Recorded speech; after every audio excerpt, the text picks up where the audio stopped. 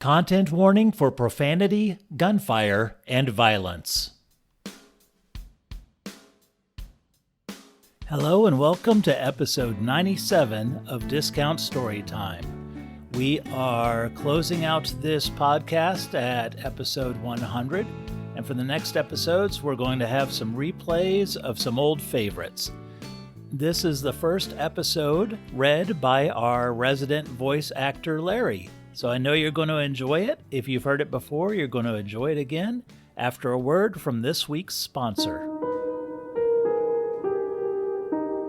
Coming soon.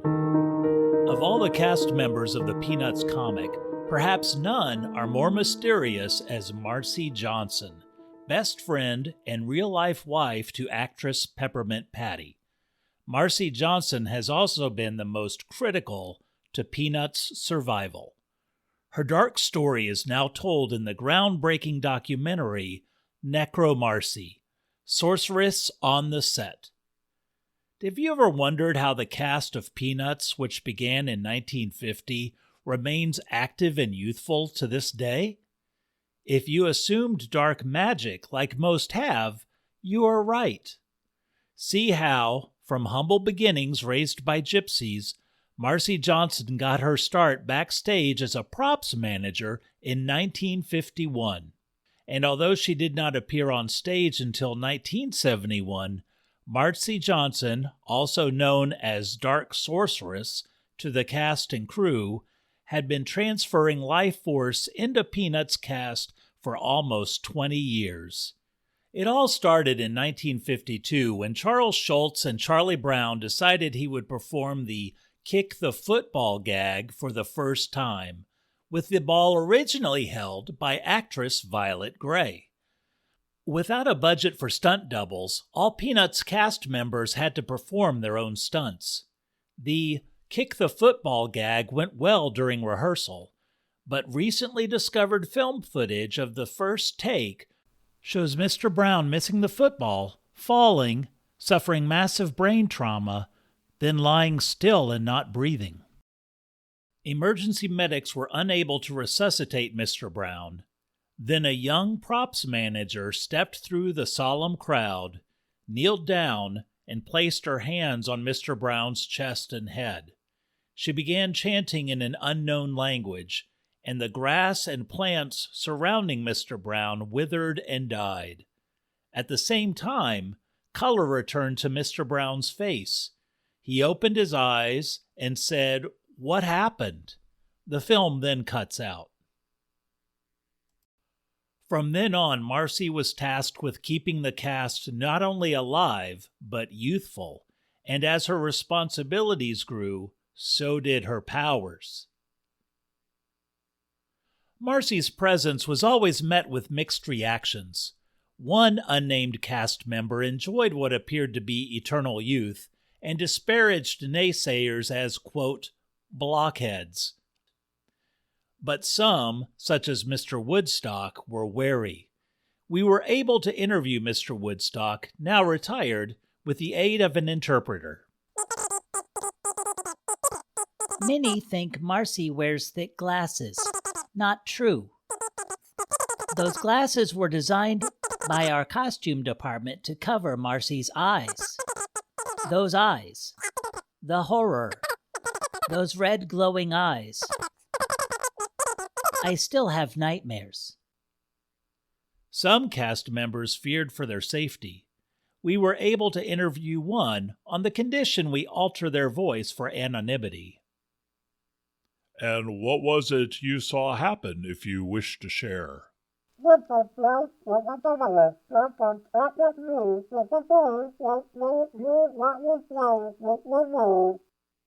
Oh, God. Oh, I am so sorry you had to endure that. Thank you for sharing. And that's just the beginning. Find out more this fall in the new documentary Necromarcy, Sorceress on the Set.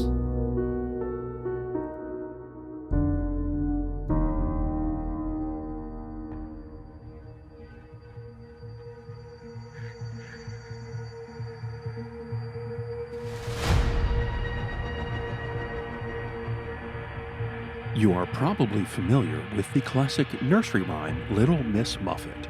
Until recently, everyone assumed Miss Muffet ran from the spider like a sniveling coward, and that was the end. But our team of literature hunters discovered the entirety of Miss Muffet's story in a remote mountain cabin. And you, dear listener, get to hear the full story. Enjoy! Little Miss Muffet sat on a tuffet, eating her curds and whey. There came a big spider and sat down beside her and frightened Miss Muffet away to a nearby brush, where she met with the other law enforcement agents. Her captain, Jack Nimble, smiled. "Good job, Agent Muffet. By the book. Just like I did it when I was in the field. Before... Captain Nimble looked down at his burned toe that had almost took him off the force. Curse that candle. Agent Francesca, or Frankie Muffet, whispered into her walkie-talkie. "Listen up. The spider is in position. For the drug possession charges to stick, we have to wait until he takes hold of the curds and whey." Curds and whey was the street name for a dangerous narcotic ravaging the city. The spider, a.k.a. Alfonso the Spider Spiderelli, was a notorious drug trafficker. He didn't give a damn who got poisoned with curds and whey, so long as he made his money, and lived in his expensive mansion. With Agent Muffet at the helm, this sting operation took damn near a year to put together. Frankie had put everything into this. Hell, she damn near sacrificed her marriage, but her husband, H.D., stood by her, both literally and figuratively. She scanned the trees to see if she could find him tucked away in his sniper's perch. But of course, she didn't see him. H.D. was too good. But he was there. She knew it. She could feel him. And that gave Frankie some relief. Oh no, she thought, realizing that there was someone she couldn't see, that overeager, loudmouth rookie. He had a good heart and meant well, but had to be kept on a short leash. Frankie whispered over her walkie-talkie. "Where's the rookie, Thumpkin? Where is Thumpkin?" Out from the woods came a battle cry. "Here I am! Here I am!" Meanwhile, Spider picked up the curds and whey and rubbed some on his gums. This was the good stuff. Pure. Then he heard Agent Thumpkin yelling. Spider yelled back, "Who the fuck is there?" "You're under arrest, scumbag," shouted Agent Thumpkin and dashed out of the woods, gun in hand, straight at Spider. Spider was a drug kingpin for a reason and didn't miss a beat. Instantly, his 6 spider arms reached out with 6 shooters blazing. That's 36 shooters. Thumpkin collapsed as blood sprayed out of his left leg. Spider fired wildly, then tried to run, but as soon as he turned around, taser prongs hit him and he fell. His 6 spider legs kicked and then went limp. "Damn it," said Frankie as all hell broke loose. "Fuck, fuck, fuck," yelled Captain Nimble. He wasn't looking at Spider. No, he was looking the other way. Something was wrong. Very wrong. Frankie heard over the radio, "Agent Dumpty is down. I repeat, Agent Dumpty is down. We need medics." "Humpty, no!" Frankie swore and ran to her shattered husband. A stray bullet knocked elite sniper Humpty Dumpty off his sniper's perch, and he had a great fall. All the king's men worked to stabilize him. Then they heard it. Neighing. "Damn it, not again!" shouted a paramedic. Out of nowhere, all the king's horses galloped onto the scene. The paramedic waved his arms. "Get back! We got this! We don't need all the king's horses! You're horses, not medics!" But all the king's horses didn't listen. They cantered forward and did what horses did best. Trample the helpless. All the king's men finally chased off all the king's horses. But Humpty was in an awful shape and taking shallow, ragged breaths. From his broken body bloomed broken yolk. A medic put a hand on Muffet's shoulder. "I'm sorry, Frankie. Humpty can't be saved." Frankie wiped away her tears and whispered to her husband, "Not saved, but you can be avenged.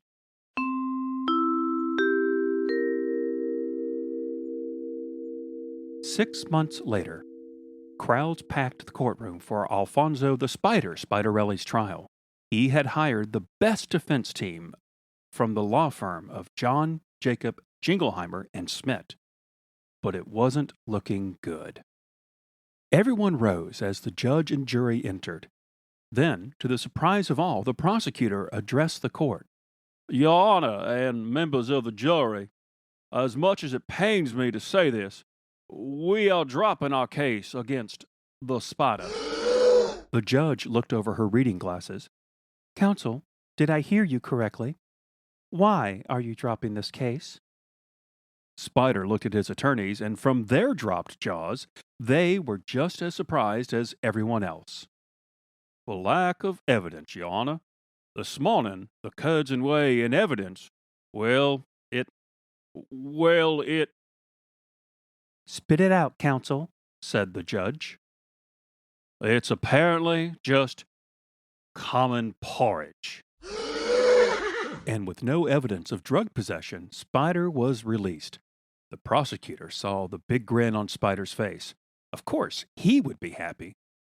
But he also saw a smirk on an unexpected face. Agent Frankie Muffet. Just outside the courthouse, the prosecutor caught up with Agent Muffet. You must be really upset. I am sorry I couldn't convict Spider for killing Humpty. Without the drug possession charge, all the other charges would be chalked up to self-defense. Frankie looked at the prosecutor through dark sunglasses. You did all you could. He asked, So, what do you think happened to the Curzon Way? Why would someone switch it out with porridge? Why would anyone tamper with such important evidence to get a scumbag like Spider off? You got me, Frankie said through a poker face. The reason I'm asking, Agent Muffet, is I reviewed the evidence locker sign-in logs. You were the last person inside the evidence locker. Strange, huh? Frankie turned to leave. I had nothing to do with the evidence locker. I've been busy. The prosecutor asked, Busy with what? As Frankie walked away, she said, I've taken up hunting. Muffet cashed out her retirement and, along with Humpty's life insurance, was able to stay afloat without returning to the force after bereavement leave. Besides, that wasn't her anymore. The by-the-book, follow-the-rules Agent Muffet was gone. Now, she was just plain old Frankie.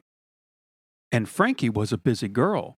She trained daily in cardiovascular, weights, marksmanship, and close combat, all before most people left for work in the morning. She spent most of her time studying Spider. He was careful not to have an online or social media footprint and kept his personal information locked down tight. However, in the real world, Spider made one enormous mistake with his routine. He had one. And predictability means vulnerability. Spider was busy constructing a new building for his operation, a tall eyesore near Mulberry Terrace.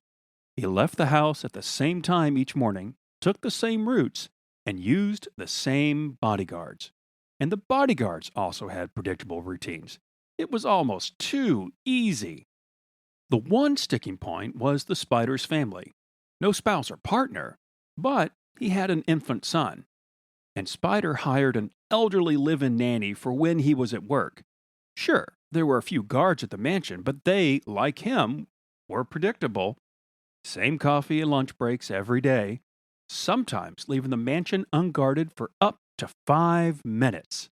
The boss would not have been happy to know that. One day, the guard stepped away for a minute to get coffee, and that was all the time Frankie needed.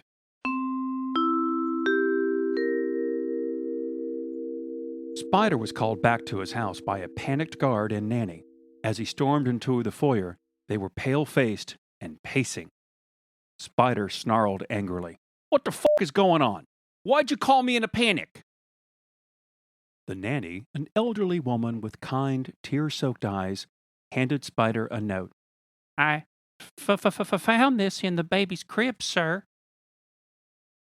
Spider snapped up the note and read, I have your son. If you want to see him before he dies, be on the roof of your new building at midnight. Come alone, or he dies sooner. Spider softly asked the nanny, Why want you watching him? The elderly nanny wrung her gnarled hands and said, I'm sorry.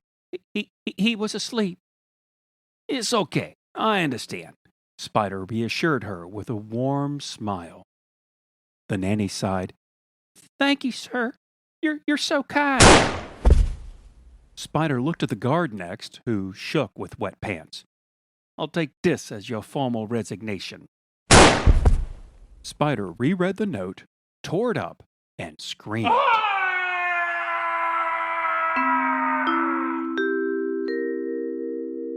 That night, Frankie stood on the rooftop and waited. She had spray painted an egg on the front of her black bulletproof vest, but the white paint had dripped down and the egg looked like a white skull. She held a green and yellow baby basket at her side. Frankie tried not to look down. She wasn't afraid of heights, but neither was Humpty, and we know how that turned out. She gripped the basket tighter. A loud voice split the quiet. Give him back! Spider stood on the roof, not more than 10 feet away, and shook with rage. Now! Tut tut, said Frankie, and wagged her finger. I told you to come alone. Spider looked around. I did, idiot.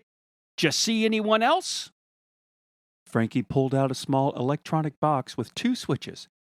Let's see. She flipped one switch, and the rooftops of surrounding buildings sparked, and snipers screamed. Don't worry, they're not dead, just unconscious. I shocked them only enough to keep them from disrupting our business. Besides, you wouldn't want a stray bullet to, she lifted the basket, accidentally hit someone, now, would you? Inside the baby basket, the baby spider cooed from under a blanket. Spider took a step forward, and Frankie lifted the basket over the ledge. Not another step, she said. Spider backed up, and Frankie pulled the basket back. His voice dripped with malice. When this is over, and he's safe with me, I will skin you alive. Frankie snarled. You took everything from me. Humpty and I were going to start a family. He would have been a wonderful father, but now... Sensing a weak spot, Spider's eyes narrowed, and his face contorted into a cruel grin. Hey, he was an occupational hazard. You know what they say. If you want to make an omelet... Frankie's eyes darkened, but just for a moment. Spider chuckled. He died painfully, didn't he? Getting stomped by all those horses? What a humiliating way to go. Frankie's arm shook just slightly. She couldn't afford to lose her wits. Not now. She took a deep breath. Yes, it was horrible. Almost as bad as being thrown off a building as a baby because of your father's mouth. Spider took a step. Okay, cut the bullshit. What do you want? Money? Power? Everybody has a price. Frankie smiled. I want you to choose. You or your baby. You took a life, so now give a life. You or your baby. The spider assessed the situation. You're bluffing. You're a cop. Cops don't do that kind of sick shit. Frankie again held the basket over the ledge. I was a cop. No more. That part of me is dead. And speaking of dead, last chance. You or your baby. Spider smiled, but his brow was damp with spider sweat. I don't think you'll do it. Go ahead. Do it, coward. I dare ya. Frankie stared at Spider. He had been inching in and was getting dangerously close. She was good at combat, but not one-handed with her back to a 100-foot drop. From under the blanket, the baby spider cooed again. Okay, you've made your choice. Frankie hurled the basket over the ledge and ducked. No! Screamed Spider and jumped over Frankie and caught the basket. He fell faster and faster. Spider saw something beneath him and shot out webs, making a parachute to slow the fall while twisting his body towards the target on the ground. Within seconds, he landed on a mulberry bush. He was scratched up with a fractured exoskeleton, but still alive. "Ah, Yidget! We're fine, you sicko!" Frankie waved at him. "Yep, congratulations." Triumphant, Spider reached into the basket and pulled off the blanket to find a speaker? From it came his baby's coos. "What the fuck?" He looked around. The mulberry bush was loaded with dolls? Little clay figures with 4 legs, long bodies, and long necks. He picked up one of these clay things. It looked like weasels? Why? He held one up to ask Frankie, "What the fuck are these things?" Then he saw it. The weasel wasn't clay, it was putty, and pressed into its back was a blinking blasting device. These were explosives. Spider, now panicked, tried climbing out of the mulberry bush, but his fractured exoskeleton kept him pinned. He looked at Frankie, who held up a small electronics box with 2 switches. "No! No! No!"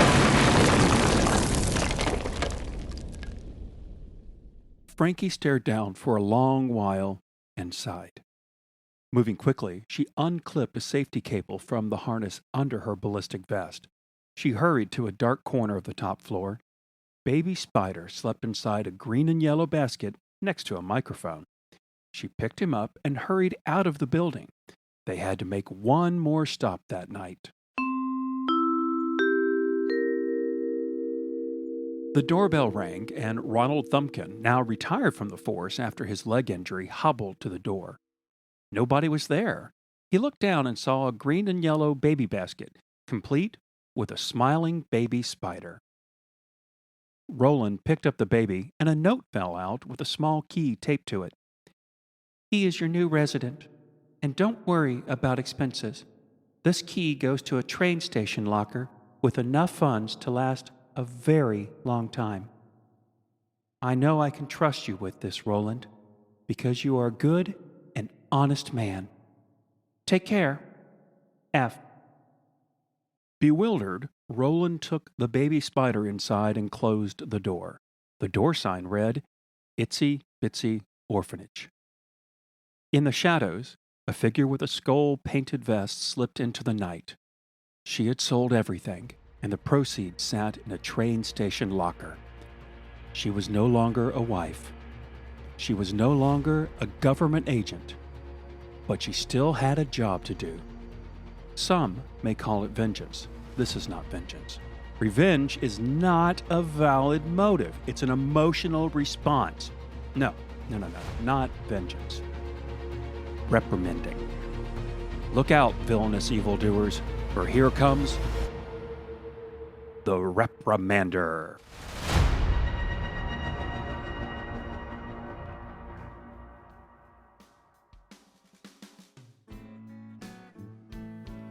We hope you enjoyed this replay, and next week is going to be an episode.